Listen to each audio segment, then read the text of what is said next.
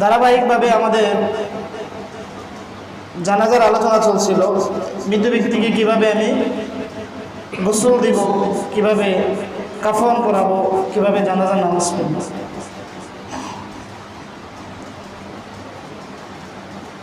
ইসলামের যত মৌলিক বিধান আছে, মুসলমান হিসাবে আমাকে যেই বিধানগুলো আছে যে আমাকে পালন করতেই হবে, তার ভিতরে অন্যতম একটি বিধান হলো যখন কোনো মুসলমান মারা যাবে তখন তাকে ইসলামী পদ্ধতিতে গোসল দেওয়া এবং ইসলামী পদ্ধতিতে তাকে দুনিয়া থেকে শেষ বিদায় জানানো। এটা হলো যত ইসলামের বিধান আছে তার ভিতরে অন্যতম একটা বিধান। এটাকে অস্বীকার করার কোনো সুযোগ নাই। কেউ অস্বীকার করলে ইমান থাকবে না, অস্বীকার করলে ইমান থাকবে না। তো একজন মানুষ যখন মারা যায় এবং মানুষ মৃত্যুবরণ করার আগে তার শরীরে কিছু আলামত প্রকাশ পায়, তাই না? এগুলো গত সময় কিছু আলোচনা হয়েছিল। দেখেন, এই যে দুনিয়াতে আমি এখন আছি, আমার গায়ের রক্ত প্রচুর পরিমাণ গরম। কিভাবে হুজুর আপনি বুঝলেন? আপনাকে একটা গালি কেউ দিলে স্বাভাবিকভাবে কেউ কি মেনে নেয়?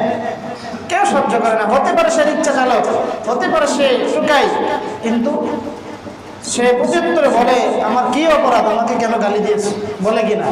হ্যাঁ। কিন্তু এমন এক সময় আমার জীবনের প্রত্যেকটা মানুষের জীবনে চলে আসে, তখন দেখা যায় হাজারো গালি দিলে আমার পক্ষ থেকে আমি একটা উত্তরও দিতে পারি। এটা আল্লাহ তাআলা কোরআনে চমৎকার সুন্দর করে বলেছে, লাকাদ খালাকনাল ইনসানা ফি আহসানি তাকওয়িম। আল্লাহ বলতেছেন আমি পৃথিবীর মানুষকে, পৃথিবীতে যত আকৃতি আমি যত প্রাণী সৃষ্টি করেছি সব থেকে উত্তম এবং অতি উত্তম আকৃতিতে আমি মানুষকে বানাইছি। আল্লাহ বলতেছেন আমি মানুষকে বানাইছি এই জন্য যে মানুষ অহংকার করবে এই জন্য নয়। আল্লাহ বলতেছেন আমি যেমনি ভাবে উত্তম আকৃতিতে তাকে সৃষ্টি করেছি, এর পরের আয়াতে আল্লাহ বলতেছেন সুম্মা রাদাদনাহু আসফালা সাফিলিন। এমন একটা বয়সে আমি পরিণত করে দেব তাদেরকে একেবারে বয়সে, অর্থাৎ যেই বয়সে মানুষ উপনীত হবে তখন ভালো মন্দ কিছুই বোঝে না। এটা অন্য একটা আয়াতে আল্লাহ তাআলা স্পষ্টভাবে বলেন ওয়া মিনকুম মান ইউরাদ্দু ইলা আরযালিল উমর। আল্লাহ তাআলা মানুষকে এমন একটা বয়সে উপনীত করেন লিকাইলা ইয়ালামা বা'দা ইলমিন শাইআ, ওই ব্যক্তি এখন কি করছে কিছুক্ষণ পরে বলতে পারে না। এমন মানুষ কি নাই? অনেক বয়স্ক বাবা আছে, এখন খানা খাওয়ানোর পরে জিজ্ঞাসা করে আপনার খানা খাইছেন, সে কি বলে খায় নাই। নাই? এটা আল্লাহ তাআলা বলতেছেন ওয়া মিনকুম মান ইউরাদ্দু ইলা আরযালিল উমর। মানুষের এমন বয়সে আমি কখনো উপনীত করি লিকাইলা ইয়ালামা বা'দা ইলমিন শাইআ, সে কিছুক্ষণ পরে বলতে পারে না যে কিছুক্ষণ আগে কি করেছে। ঠিক তদ্রূপ আমার আপনার অবস্থা এমন হবে, একদিন আমার সামনে মালাকুল মউত চলে আসবে, যেদিন মৃত্যুর পয়গাম নিয়ে আসবে, মৃত্যুর চিঠি নিয়ে আসবে, মৃত্যুর টিকিট নিয়ে আসবে, সেই দিন আর কাউকে কোনো ছাড় দেওয়া হবে না।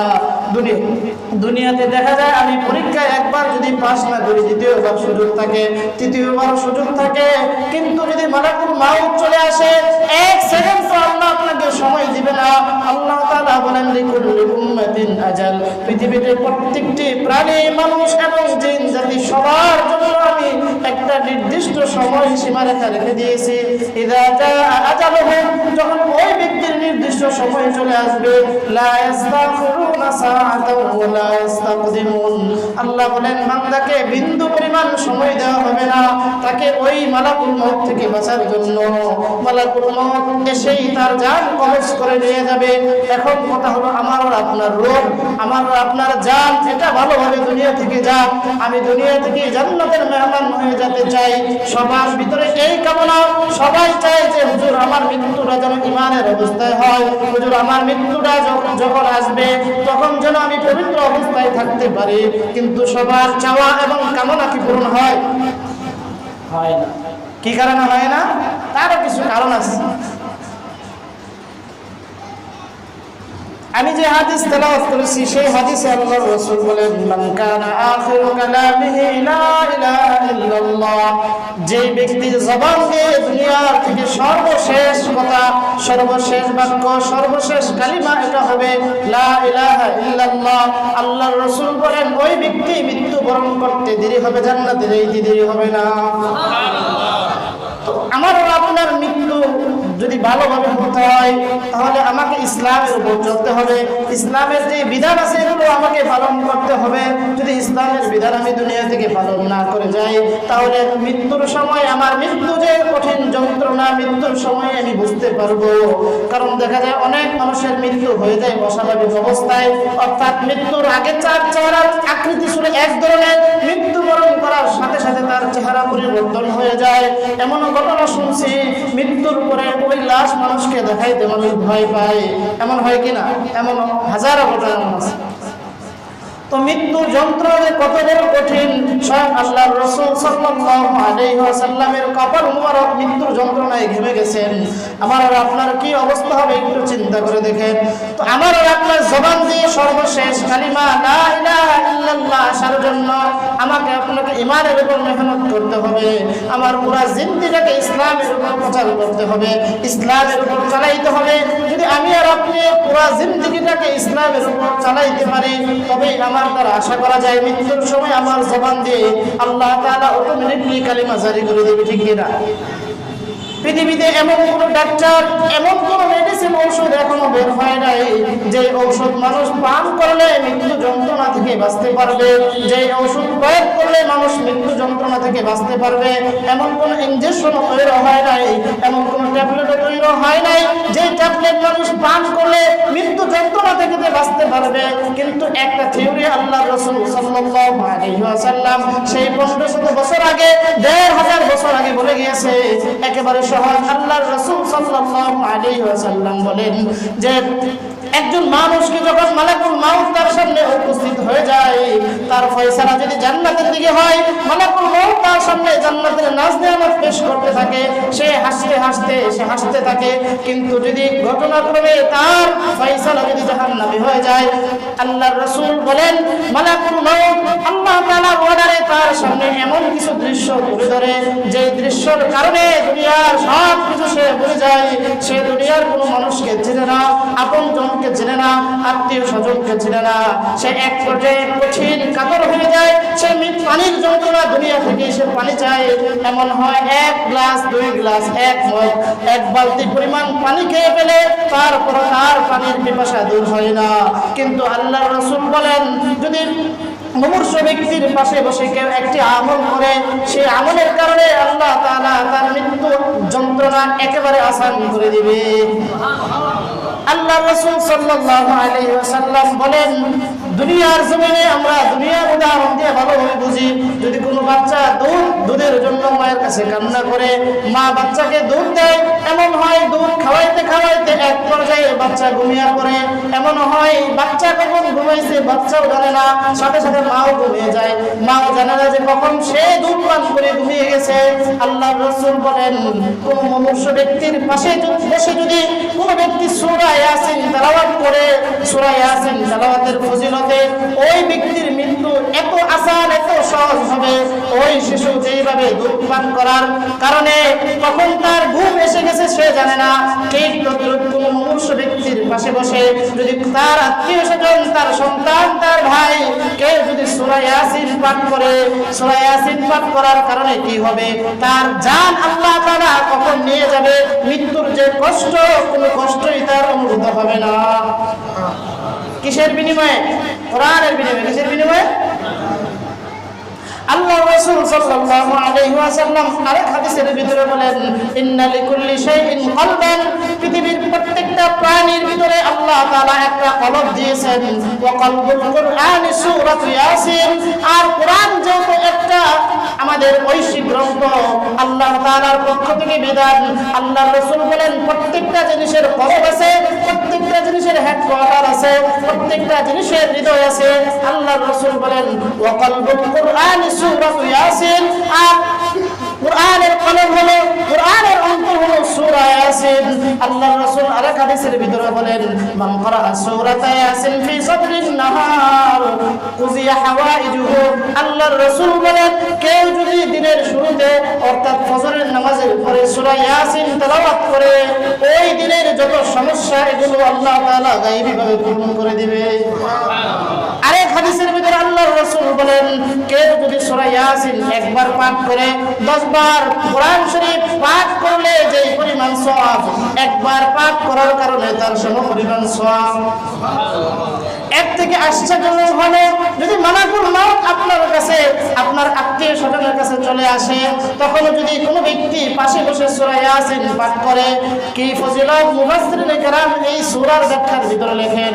আজকে দেখা যায় আমরা এতটা হতভাগা যে আমার 5টা সন্তান, আমার 2টা সন্তান, আমার 1টা সন্তান, আমি আমার সন্তানকে সারা জীবন দুনিয়াবি যত শিক্ষা, দুনিয়ার যত উচ্চ লেভেলের শিক্ষা এগুলো আমি দিয়েছি, কিন্তু আমি আমার এমন একজন সন্তান, আমার পরিবারে এমন একজন ব্যক্তিকে রেখে যায় নাই, আমি যখন অসুস্থ হয়ে পড়ব, মালাকুল মউত যখন আমার কাছে চলে আসবে, আমার পাশে বসে সূরা ইয়াসিনটা তেলাওয়াত করবে, এমন একটা সন্তান আমি দুনিয়াতে রেখে যাই নাই।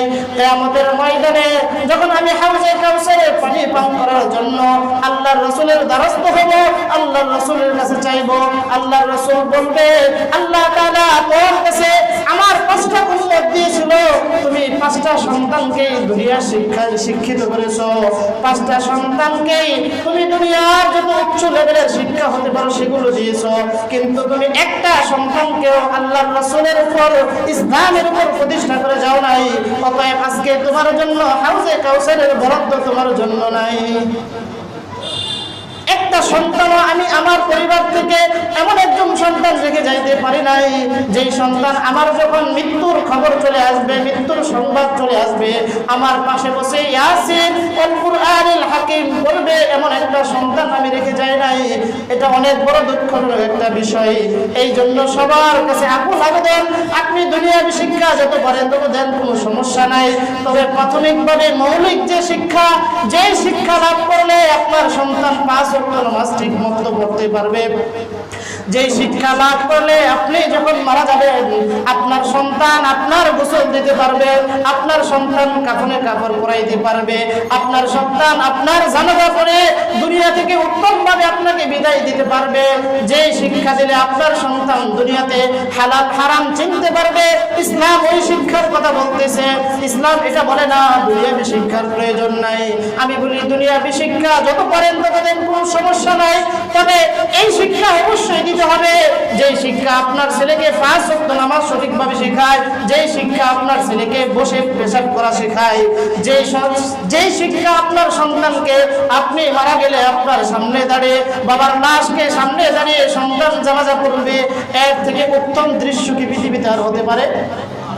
বাবার সামনে বাবার লাশ কিনে সন্তান গর্ব করবে, বাবার লাশ কিনে সন্তান বলবে আমি একজন গর্বিত পিতার হাতের সন্তান, বলবে কিনা? এর থেকে গর্বের দৃশ্য আর হতে পারে না যে বাবার জানাজা স্বয়ং সন্তান পড়াবে।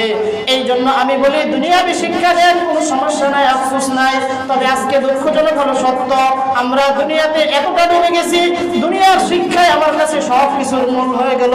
একজন ছাত্রের বয়স যখন 30 হয়ে যায়, স্কুলে পড়ে যায়, কলেজে পড়ুক, তাকে যখন জিজ্ঞাসা করা হয় সূরা ফাতিহাটা একটু বলেন তো, সে বলে আমার বাবা আমাকে কখনো মাদ্রাসায় দেয় নাই, কোনো মক্তবখানাও দেয় নাই, আমি কখনো তাবলীগে সময় লাগাই নাই, হুজুর আমি তো সূরা ফাতিহা সঠিকভাবে বলতে পারি না, আপনি জানাজার দোয়াটা বলেন তো দেখি। সেই সন্তান বলতেছে হুজুর আমি যেখানে সূরা ফাতিহা পারি না সেখানে জানাজার দোয়াটা কিভাবে পারবো? আপনারা বলেন আমার পুরো জিন্দেগিটা যদি আমি অনিসলামিক কার্যক্রমের উপর পরিচালিত করি, ইসলাম বিরোধী কাজের উপর চালাই, তাহলে মৃত্যুর সময় কি আমার জবান দিয়ে কালিমা আসবে? আসবে না। এই জন্য সবার কাছে বলি স্কুলে পড়ান, কলেজে পড়ান, ভার্সিটিতে পড়ান, কোনো আফসোস নাই, কোনো সমস্যা নাই, তবে আপনি জিজ্ঞাসা করেন আপনার সন্তানকে বাবা তুমি কি সূরা ফাতিহা শুদ্ধ করে পারো? নামাজ পড়তে গেলে কমসে কম 5টা সূরা লাগে, তুমি কি পারো? একদমই আমি জিজ্ঞাসা এই সন্তান কিয়ামতের ময়দানে আল্লাহর কাছে অভিযোগ করবে, হে আল্লাহ আমি যখন বয়স আমার ছোট ছিল, আমার বুঝার শক্তি ছিল না, আমার সন্তান আমার পিতা আমার মাতা আমাকে দুনিয়াবী শিক্ষায় শিক্ষিত করেছে, আমি ইচ্ছা করলেও আখিরাতের শিক্ষা শিক্ষা শিখতে পারি নাই, আজকে এর জন্য দায়ী আমি নই, আমার পিতা। সন্তান পিতাকে আল্লাহর কাছে আরজ করবে, হে আল্লাহ আমার পিতাকে নিয়ে আসেন, আমি পিতার উপর পাড়া দিয়ে আমি জাহান্নামে যেতে চাই। এই সন্তান কিয়ামতের ময়দানে এই অভিযোগ করবে যদি আপনি আজকে আপনার সন্তানকে সুশিক্ষায় শিক্ষিত না করতে পারেন। কেউ ভুল বুঝবেন না, সুশিক্ষা মানে কি মাদ্রাসায় পড়ানো, এটা আমি বলছি।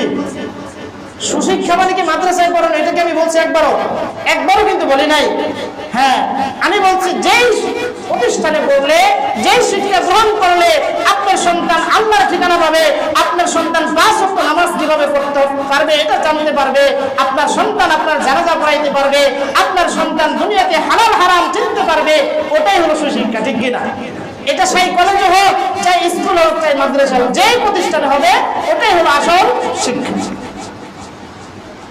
তো আল্লাহ রাসূল সাল্লাল্লাহু আলাইহি ওয়াসাল্লাম বলেন, ইল্লা লিকুল্লি শাইইন কলবান ওয়া কলবুল কুরআন সূরাতু ইয়াসিন। কোন ব্যক্তি যদি মুমূর্ষ অবস্থায় হয়ে যায়, অর্থাৎ মৃত্যুর ফেরেশতা মৃত্যুর টিকেট তার কাছে চলে আসে, আল্লাহর রাসূল বলেন যে ওই সময় যদি তার পরিবারের কোনো আত্মীয় বা পরিবারের কেউ তার মাথার পাশে বসে সূরা ইয়াসিন তেলাওয়াত করে, আল্লাহর রাসূল সাল্লাল্লাহু আলাইহি ওয়াসাল্লাম বলেন যে ওই ব্যক্তির যত গুনাহ আছে আল্লাহ তাআলা সমস্ত সগীরা গুনাহ মাফ করে দেয়। এই সূরা ইয়াসিনের ব্যাখ্যায় মুফাসসিরিন কেরাম লেখেন, এই সূরা ইয়াসিনের ভিতরে যতটি অক্ষর আছে প্রত্যেকটা যখন ওই ব্যক্তি মুমূর্ষ ব্যক্তির সামনে দাঁড়িয়ে তেলাওয়াত করতে থাকে, আল্লাহ তাআলা প্রত্যেকটা হরফের বিনিময়ে 10টা করে ফেরেশতা দুনিয়ার জমিনে নাজিল করে। এবং এই ফেরেশতাগুলো কখনো আর আকাশে যায় না। এভাবে সূরা ইয়াসিনের ভিতরে যত হাজার অক্ষর আছে প্রত্যেকটা অক্ষরের বিনিময়ে আল্লাহ তাআলা 10 জন করে ফেরেশতা নাজিল করে। ফেরেশতা দুনিয়ার জমিনে এসে কি করে?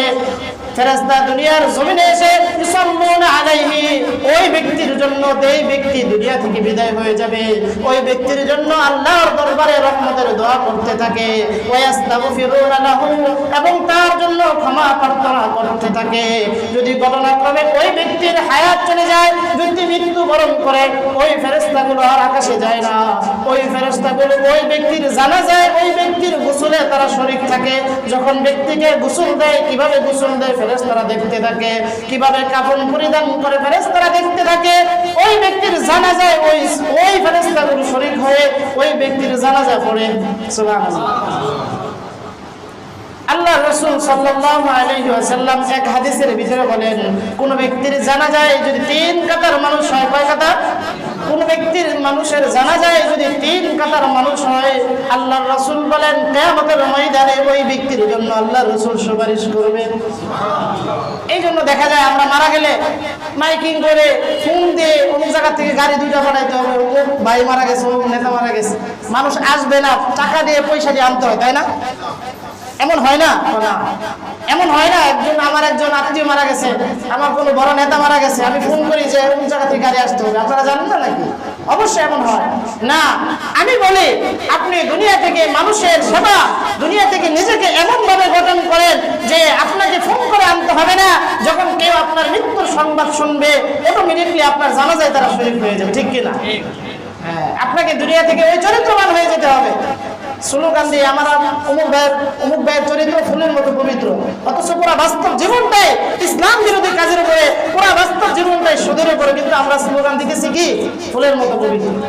এবং এর থেকে আশ্চর্য হলো যে কথা কারো বলার অধিকার নাই, আমরা দেখা যায় সাধারণ মানুষ যে কোনো ব্যক্তির, আমার কোনো আত্মীয় স্বজনের জানাজায় আমি বলি যে এই ব্যক্তির একেবারে নিষ্পাপ, এই ব্যক্তির কোনো ভুল নাই, এই ব্যক্তির মতো মানুষ দুনিয়াতে হতে পারে না, এই কথা কি কোনো ব্যক্তি বলতে পারে? আমার কথা কি বুঝেন নাই?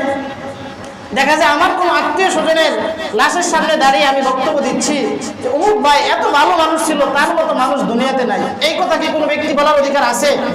কি জন্য নাই? কারণ সে ভালো না খারাপ আপনি জানেন কিভাবে?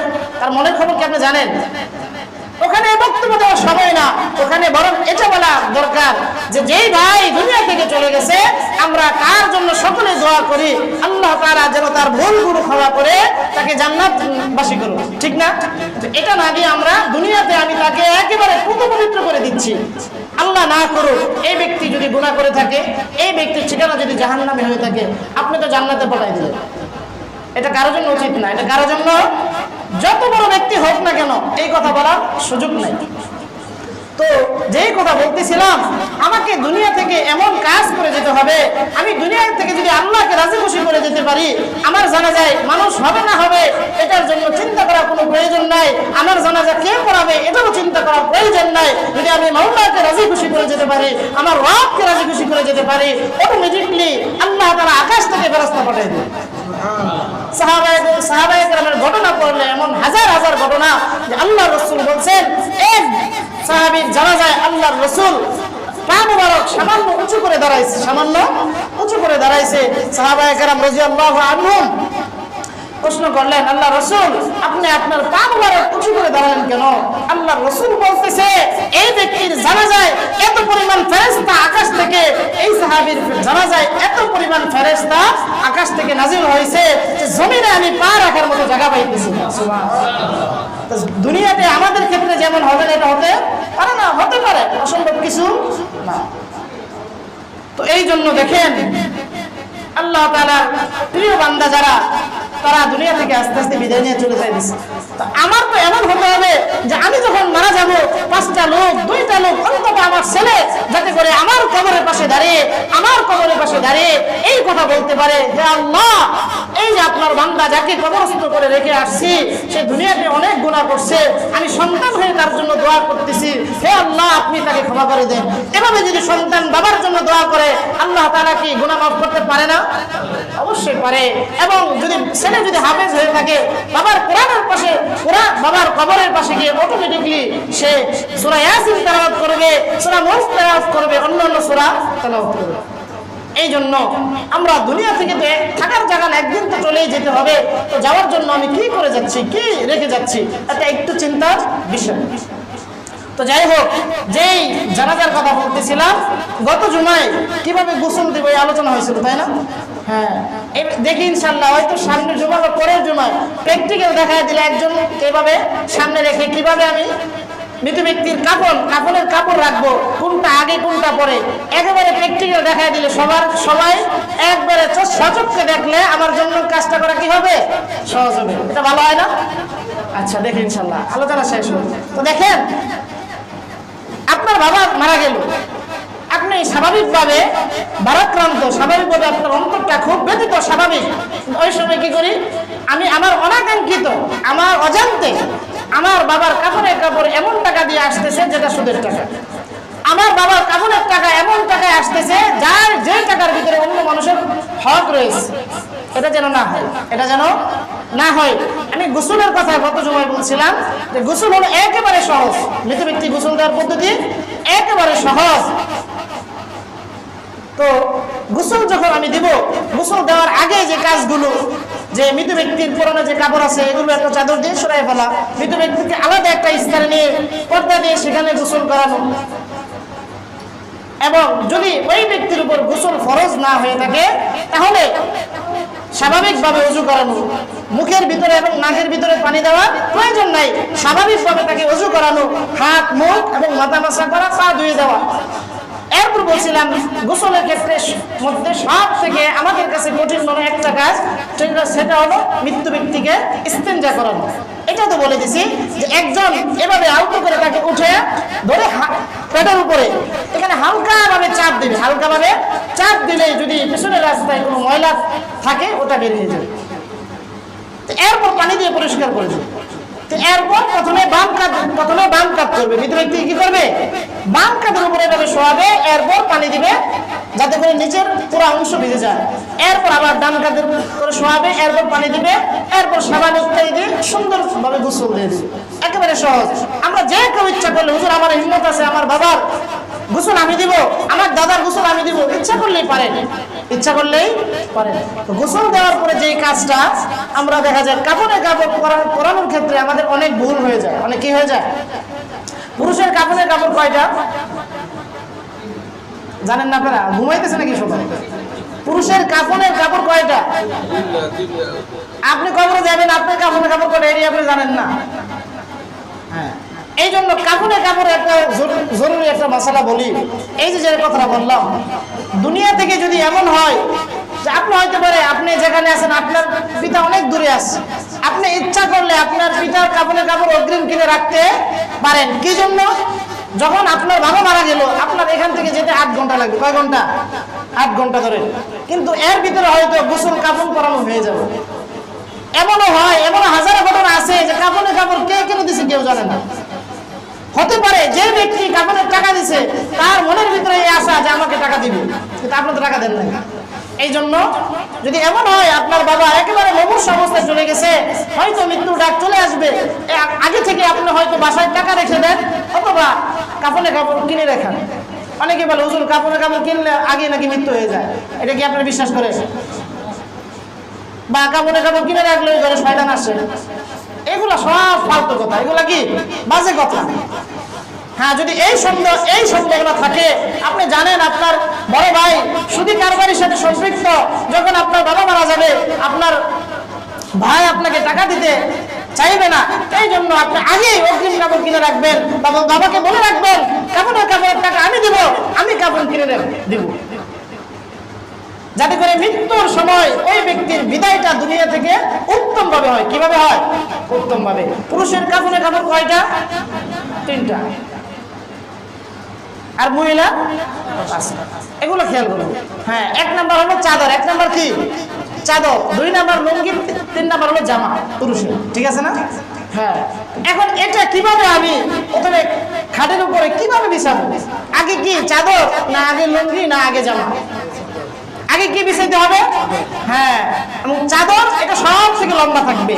আমার লুঙ্গি হবে মাথা থেকে পা পর্যন্ত, আর চাদরটা আরো 2 দিক দিয়ে আধা হাত করে 1 হাত পরিমাণ লম্বা থাকবে। তো সবার আগে বিছাইতে হবে কি? চাদর। যে চৌকির উপর আমি রাখবো বা যে খাটের উপর রাখবো সবার আগে আমি চাদর বিছিয়ে দেবো। কি বিছাবো? চাদর। এরপর আমি তার যে লুঙ্গি, ইজার বলি, যে লুঙ্গি আছে এটাকে রাখবো। এরপর যে জামা আছে, এরপর সেই জামার তো 2টা পার্ট থাকবে, তাই না? জামার 2টা পার্ট থাকে, একটা পার্ট বিছাবো, আরেকটা পার্ট আমি সাইডে রাখবো, একসাথেই। তো এরপর হলো ওই যে মৃত ব্যক্তির লাশ, ওই লাশের উপর যে কাপড় আছে ওই কাপড় সহকারে আমি উঠাবো, কাপড় ছাড়া না। যে চাদর আমি উপরে দিয়ে রাখছি ওই চাদর সহকারে আমি খাটের উপরে উঠাবো। খাটের উপর উঠানোর পরে যে কাজটা, বিছানোর ক্ষেত্রে কিন্তু আমি আগে চাদর বিছাইছি, তাই না? কিন্তু এখন পরিধানের ক্ষেত্রে যেটা সবার পরে ছিল সেটা সবার আগে গায়ে লাগবে। সবার পরে কোনটা ছিল? জামা। তো আমি যখন তাকে খাটের উপর রাখলাম, তো রাখার পরে সবার আগে জামা, সবার আগে কি?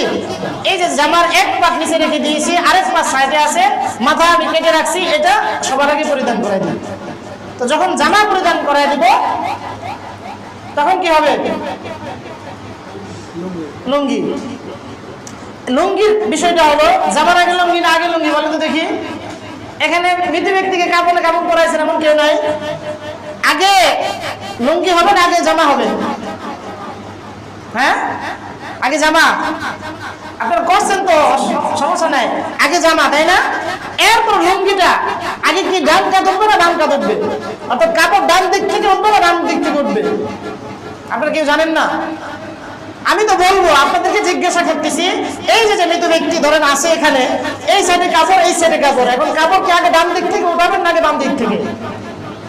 একজন বলেন, সাহস করে বলেন, সমস্যা নেই তো। কেউ বলে না। কাপড় আগে বাম দিক থেকে উঠবে। কোন দিক থেকে? আগে বাম দিকের কাপড় উঠবে, আগে বাম দিকের লুঙ্গিটা আপনি দিবেন, এরপর হলো ডান দিকে। ঠিক আছে? ঠিক চাদরের ক্ষেত্রে আগে বাম সাইডে, আগে বাম দিকে যেটা আছে ওইটা উঠবে, তারপর ডান দিকে যেটা আছে ওইটা উঠবে। হ্যাঁ, বাম সাইডটা নিচে থাকবে আর ডান সাইডটা কি থাকবে? উপরে থাকবে। উপরে রাখতে গেলে তো আগে বাম সাইডটা আনতে হবে। তো এভাবে আমি পুরুষের কাপড় কি করবো? কাপড় এভাবে দিব, এরপর 2 সাইডে এবং মাঝখানে একটা গিট দিয়ে দিব, কোনো সমস্যা হবে না। এটা হলো সুন্নত। এই কাপড়গুলো 3টা কাপড় মিনিমাম লাগবে। এখন যদি 3টাও না থাকে 2টা হলেও চলবে। আর মহিলার ক্ষেত্রে কয়টা? 5টা। আমাদের যে 3টা ঠিক অনুরূপ 3টা, সুবিধা 2টা অতিরিক্ত, সেটা হলো একটা হলো ওড়না আর একটা হলো বুট ঢাকার জন্য, সিনা বঞ্চাকে বলি। কয়টা কাপড়? 5টা কাপড়। এটা হলো সুন্নত, এটা সুন্নত। পুরুষের ক্ষেত্রে যেই নিয়ম বললাম মহিলার ক্ষেত্রে এমনই, শুধুমাত্র একটু পার্থক্য, সেটা হলো চাদর বিছানোর পরে আমি লুঙ্গি দিচ্ছি, এরপরে আমরা কিন্তু জামা দিয়ে দিই না, এরপর জামা দেওয়া যাবে না। এরপর সিনাবন যেটা আছে বুকের উপরে যেটা, ওইটা হলো আগে দিব, এরপর হলো জামা, এরপর তাকে আমি কি করব, ওই কাপড়ের উপর উঠাবো, এরপর সিরিয়াল মতো আমি কি করব, যখন এই ওড়নাটা আমি দিব, এটা আগে হলো বাম দিকে, আগে কি হবে, বাম দিক দিয়ে দিব, এরপর ডান দিক দিয়ে, এরপর মাথার যে চুল আছে এগুলো আমি দুই সাইডে বেনি পাত করে দুই সাইডে রেখে দিব, এরপর মাথায় ওড়না দিয়ে দিব, ওড়না দিয়ে এভাবে সামনে দিয়ে দিব। পেঁচানোর প্রয়োজন নাই, পেঁচানোর কি নাই, প্রয়োজন নাই। আহামরি কোনো কঠিন কাজ না, যেটা হচ্ছে আমি পারবো না, যেটা আমি পারবো না। আর পুরুষকে গোসল কি পুরুষ দিবে না মহিলারা দিবে? পুরুষকে গোসল কারা দিবে? মহিলা দিতে পারবে? কখনোই পারবে? কখনোই পারবে না। হ্যাঁ, মহিলাকে একান্ত যদি গোসল দেওয়ার কেউ না থাকে, মহিলাকে কি পুরুষ দিতে পারবে? হ্যাঁ, যদি পুরুষকে গোসল দেওয়ার একান্ত কেউ না থাকে, সেই ক্ষেত্রে শুধু পুরুষের ক্ষেত্রে পুরুষকে মহিলা অর্থাৎ তার স্ত্রী দিতে পারবে। পুরুষকে কি করতে পারবে? স্ত্রী দিতে পারবে, কিন্তু পুরুষ কখনোই মহিলাকে গোসল দিতে পারবে না। হ্যাঁ, একান্ত যদি ধরেন আপনার এক নিকটতম আত্মীয় মারা গেছে, কোনো মহিলা আপনি খুঁজে পাইতেছেন না, ওই ক্ষেত্রে পুরুষ আত্মীয় মাহরাম যারা আছে তারা তার উপরে কাপড় দিয়ে মুছে দিতে পারবে, পানি ঢেলে দিতে পারবে, কিন্তু গোসল দিতে পারবে না। আর ছোট বাচ্চা যদি হয়, ছোট বাচ্চা যদি মারা যায়, ওই ক্ষেত্রে পুরুষও গোসল দিতে পারবে, মহিলাও গোসল দিতে পারবে। অনেক সময় দেখা যায় মহিলা আসতে একটু দেরি হয়, পুরুষরাই এত আগ্রহ যে পুরুষরাই মহিলাদেরকে গোসল দিতে চলে যায়, এটা করা যাবে না। মহিলাদেরকে গোসল দেবে কারা? আর পুরুষকে গোসল দেবে কারা? এবারে আমি কি করব, কাফনের কাজটা শেষ করব। যখন কাফনের কাজ শেষ করব তখন কি করব, তখন জানাজা, তাই না? হ্যাঁ, তখন জানাজা আমি কিভাবে দাঁড়াবো, জানাজায় আমি কেমনে নামাজ, এবং সাথে সাথে কি নিয়োগ করবো, ওযু ছাড়া জানাজা নামাজ অনেকে দাঁড়ায় যায়, জানাজার নামাজ তো এটা তার রুকু সাজদা লাগে না, জানাজার নামাজ ওযু লাগে। কিন্তু এমন আমাদের সমাজে নাম করা বিশিষ্টগণ এমনও মানুষ যে তাদের ওযু লাগে না। আমার নিজ চোখে দেখা 3 ঘন্টা 4 ঘন্টা এসে এখানে গল্প গুজব করে জানাজা উপস্থিতি নামাজ পড়ে চলে গেছে। আজীব ঘটনা। আপনি এখানে জানাজার নামাজে কার সামনে দাঁড়াইতেছেন, আপনার ভিতরে কি একটু কাউত্তরটা কাঁপে নাই যে এই অবস্থা তো আমারও হতে পারে? এই যে আমি যেই ভাইকে কবরস্থ করলাম, যেই ভাইকে আমি সামনে নিয়ে নামাজ পড়তেছি, সেই ভাইকে কোনো উত্তর দিতে পারতেছে? দুনিয়ার সব কিছু আছে, কিন্তু তার ভিতরে আল্লাহ তাআলা হায়াত নামক যে নিয়ামত, এটা নিয়ে গেছে, যার কারণে সে একেবারে সে নরম হয়ে গেছে। তাকে আপনি যে দিকে ফেরান সে সেই দিকে ফিরতেছে। এখানে জানাজার নামাজ থেকে আমার শিক্ষণীয় বিষয় হলো, একদিন তো আমাকে এইভাবে চলে যেতে হবে। আজ দুনিয়া হাজারো টাকা আছে, বাড়ি আছে, গাড়ি আছে, এগুলো কোনো উপকারে আসতেছে না। দেখা যায় যদি বৃষ্টি হয়ে যায়, লাশ এখানে ফেলে রেখে সবাই ঘরে চলে যায়। একদিন তো আমাকে ওই অবস্থা হতে পারে, একদিন তো আমাকে ওই খাটে উঠতে হবে, একদিন তো আমাকেও আল্লাহর সামনে দাঁড়াইতে হবে। জানাজা থেকে এটা শিক্ষা নেওয়া দরকার ছিল, কিন্তু দুঃখ কোনো বলে সত্য যে আজকে আমরা জানাজার নামাজে আমরা সেলফি করি, জানাজার নামাজ আমরা ভিডিও করে দেখাইতেছি, অথচ নিজে জানাজার নামাজ পড়তেছি না। আপনার মনের ভিতরে কি মরণের ভয় নাই যে আমাকে তো ফেরেশতা এই মুহূর্তে নিয়ে যেতে পারে, এখনই তো আমার মৃত্যু হতে পারে? এই জন্য ওখান থেকে শিক্ষণীয় বিষয় যে আমাকেও তো নামাজ পড়তে হবে, আমাকেও তো আল্লাহর কাছে ফিরে যেতে হবে।